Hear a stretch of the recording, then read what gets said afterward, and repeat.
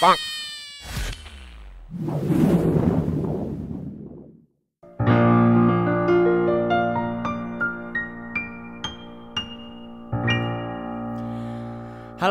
assalamualaikum warahmatullahi wabarakatuh. Bertemu lagi dengan saya Ridwan Darmawan di channel Podcast Ridwan. Yuhu. Oh ya, saya mau menanyakan kabar dulu nih kepada subscriber setia saya. Apa kabar kalian semua? Semoga selalu baik dalam lindungan Allah Subhanahu wa taala ya.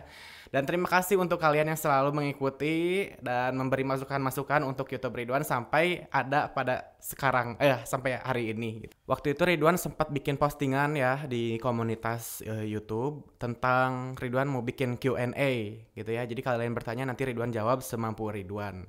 Oke, kita langsung saja buka pertanyaan yang pertama dari dfy.ya ya di bacanya gimana, Devia lah itulah pokoknya mah ya.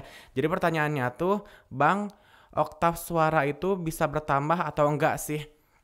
Sebetulnya kalau secara alami ya, oktav suara itu kalau misalnya range-nya udah segitu ya udah ya bisa bertambah lagi. Kalau misalnya pakai suara real voice itu paling nambah setengah not atau satu not lah gitu.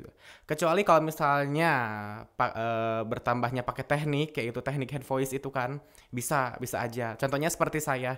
Sebetulnya suara saya itu bukan masuk ke range tenor, tapi saya bisa mencapai nada-nada tenor itu karena menggunakan teknik cop stem atau yang disebut dengan head voice itu. Ya, jadi kalau misalnya bertanya bisa nggak sih oktavnya bertambah, bisa, yaitu menggunakan teknik. Misalnya cuma mentok sampai di berapa ini, E4 ya, E4. Sorry agak kekerasan. Itu kan di E4 ya. Ini F.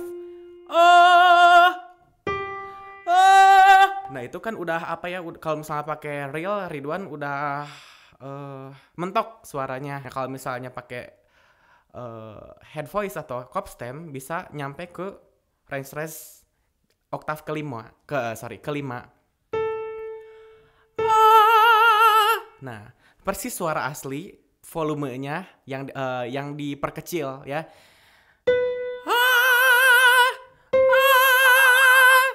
Nah, tapi kenapa suaranya cenderung distorsi? Karena memang dari pita suara sendiri. Jadi rata-rata sebetulnya kalau ambil ke cop stem atau head voice nggak ada distorsinya. Cuma karena memang basic suara saya serak di daerah-daerah range tertentu. Jadi ya bunyinya seperti itu. Itu nggak saya bikin, makanya nggak bahaya. Yang bahaya itu kalau dibuat-buat diserak-serak kayak dari sini. Nah, kayak gituin itu jatuhnya maksa gitu. Jadi bisa kalau misalnya menggunakan teknik cop stem, tapi si sambungannya harus halus, misal kayak gini.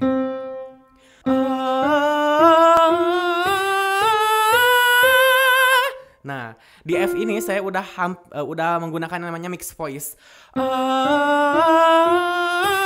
Nah, kedengaran kan perubahannya?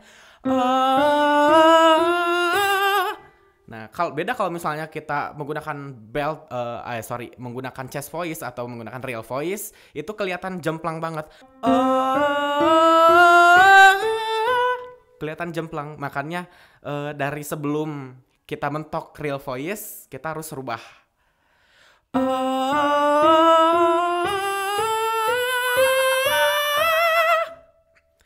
Lari ke head voice. Nah, nanti makin ke atas lagi, itu yang dinamakan dengan whistle voice. Itu jawabannya. Lumayan panjang ya, tapi gampang disingkat-singkat aja. Pertanyaan kedua dari MSC Alfian. Betul? Oh iya, betul. Whistle masih kedengaran vocal fry. Gimana cara menghilangkannya, Bang? Maksudnya vocal fry yang setahu saya itu yang kalau misalnya di nada rendah ya.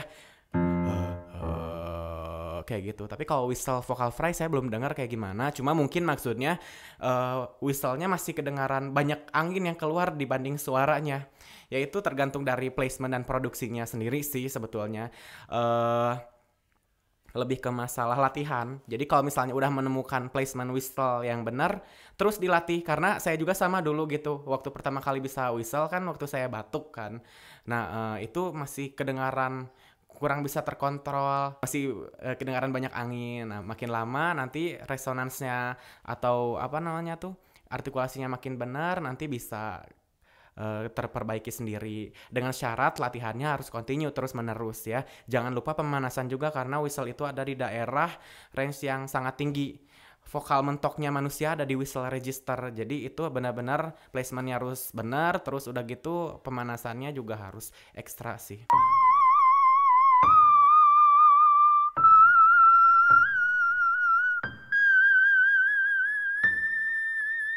Ya, kayak gitulah.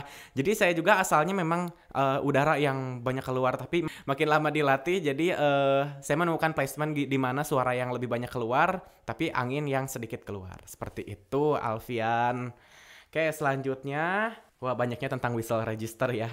Dari Aristanti Putri ya. Pertanyaannya, Bang, whistle kayak abang itu gimana cara belajarnya?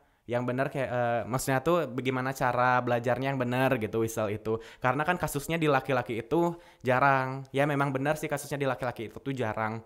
Jadi Ridwan jelaskan dulu tentang whistle register ya. Nah whistle register itu kan extension dari head voice ya, extension dari falsetto ke atas lagi jadilah whistle register. Nah sebetulnya semua orang di dunia ini saat lahir, saat dia bayi mempunyai whistle register, baik laki-laki maupun perempuan. Hanya saja di perempuan itu bisa bertahan sampai dia ibu-ibu gitu ya. Beda dengan laki-laki, begitu lewat masa pubertas, whistle registernya hilang kalau nggak dilatih gitu ya. Jadi kalau misalnya pingin mempertahankan whistle register, misalnya kita punya anak laki-laki, jangan dilarang kalau misalnya dia jerit-jerit gitu, memang nggak enak ke telinga, tapi itu aset gitu ya. Suara whistle itu kan suara tertinggi, nah itu aset buat si anak tersebut, bisa beda dari yang lain. Biasanya whistle register itu bertahan dari si anak bayi sampai dia suaranya memasuki tahap pecah, yaitu SMP-an biasanya ya. Dulu juga saya terakhir whistle register itu waktu di SMP. Nah selanjutnya pas ke SMA hilang karena saya nggak ngelatih whistle register lagi. Tapi saya latih lagi, saya temukan lagi di pas saya kuliah. Nah jadi masalahnya balik lagi ke placement sih. Terus cara belajar yang benarnya gimana? Terus terang kalau misalnya Ridwan, kalau cara belajar whistle yang benar itu Ridwan nggak tahu sih. Kurang tahu, bukan nggak tahu. Cuma Ridwan waktu itu nemuin whistle register pas Ridwan lagi batuk.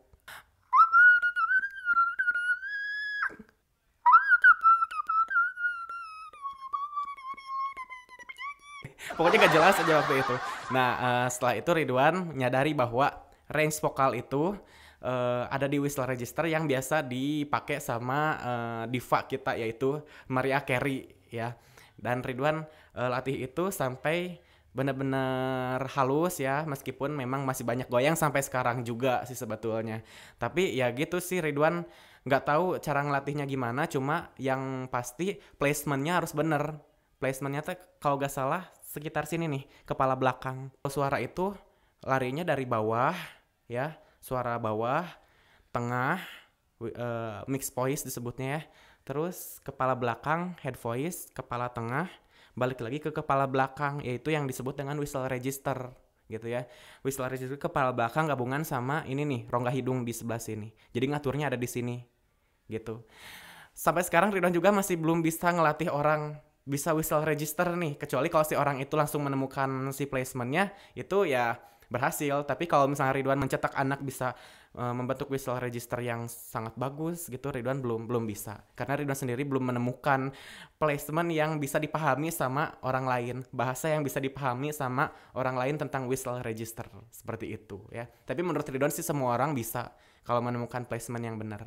Bang, bagaimana cara menyadarkan orang yang buta nada dan buta metronom alias buta ketukan, tapi dengan pedenya tetap bernyanyi? Saya sangat terganggu bang. Janganlah, kita sebagai manusia jangan kayak gitu sama yang baru belajar gitu. Itu sih biasanya bawaan.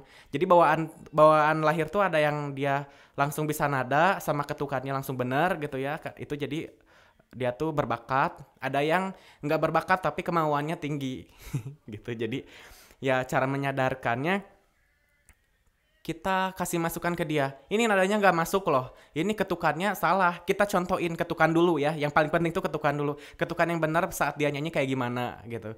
Terus udah gitu nadanya benerin. Misalnya buta nada tuh misalnya kayak gini kan. Nadanya di sini. Tapi suaranya nah, kita giring. Sebetulnya dia suaranya di mana sih? Ada di satu note sebelahnya. Coba giring ke bawah. Nah, nanti si orang itu bakal ngikutin. Jadi dia bakal sadar bahwa sebetulnya dia nyanyi fals dari awal sampai ke akhir. Ridwan sering menemukan yang seperti itu, dan Ridwan juga punya murid yang seperti itu. Tapi ya alhamdulillah sekarang kalau masalah nada udah nggak buta lagi. Yang penting dia masuk dulu nadanya, ketukannya masuk, baru kita perhalus dengan yang namanya vibra, falsetto, dan itu sangat lama sekali. Karena orang bisa, untuk menjadi seorang penyanyi yang profesional, dibutuhkan keinginan yang kuat terlebih dahulu ya. Ada pertanyaan dari Dede Handoko. Bang, kali-kali nyanyi lagu Sunda yang tingginya dong. Oh ya, maksudnya tuh Bang kali-kali nyanyiin lagu Sunda yang tingginya dong katanya. Terus yang ada whistle registernya, karena di situ ada balasan-balasan lagi. Salam Sundanes ya, salam juga ya, saya juga orang Sunda. Kalau misalnya nyanyi lagu Sunda udah ada sih di channel YouTube Ridwan.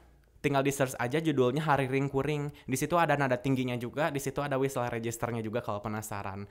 Nih saya cuplikannya sedikit aja ya. Tada!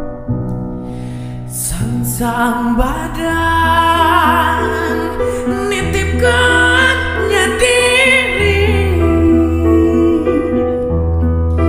iwatika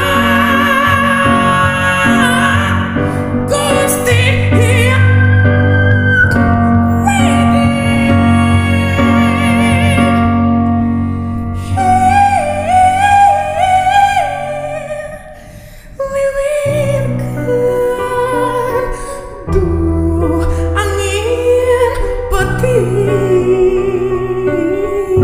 seperti itu Hariring Kuring ala Ridwan. Ya di kolom komentarnya, di kolom Q&A-nya cuma segitu sih yang saya lihat. Nanti kalau misalnya ada pertanyaan lagi boleh simpan di kolom komentar ya. Nanti kalau misalnya saya buka Q&A lagi, saya bikin lagi videonya, oke? Jadi jangan sampai kelewatan ya. Kalian harus stay tune terus di channel YouTube Ridwan. Mohon maaf kalau Ridwan jarang upload sekarang karena Ridwan bukan sombong bukan apa, tapi muridnya memang lagi padat. Oh ya teman-teman, sekarang kan lagi rame masalah corona itu ya. Nah, corona itu apalagi sangat mengganggu di sistem pernafasan.